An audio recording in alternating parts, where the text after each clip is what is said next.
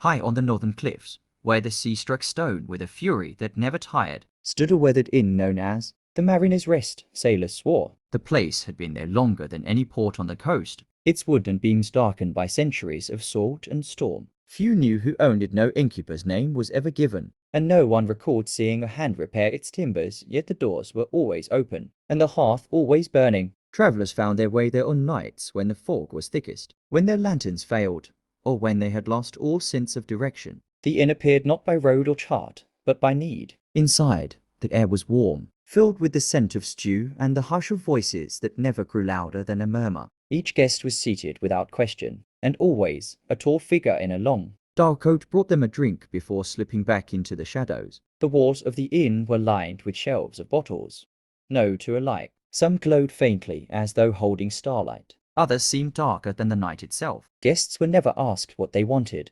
Instead, a bottle was chosen for them, as if the inn itself knew their thirst. A fisherman once drank from a cup that shimmered like the sea at dawn. Afterward, he returned home and found a storm-drowned friend waiting on his doorstep, alive and smiling, nets in hand. A grieving widow sipped from a glass that smelled of lilacs, and in her dreams that night, her husband kissed her forehead one final time before fading gently into the dawn. Not all drinks were kind. A merchant, greedy and boastful, received a draught black as pitch. He drank despite the warning silence in the room, and when he looked into his cup again, he saw his reflection with no eyes. The next morning, he was found stumbling blind along the coast, whispering of debts unpaid. Sailors still tell of the Mariner's Rest, though none can say where it lies. Some believe it shifts with the tides, others that it floats on the mist itself. But all agree on one thing: those who enter leave changed, and on storm-heavy nights, when the waves pound like drums and the wind moans through the rigging, a faint golden light sometimes glimmers on the horizon,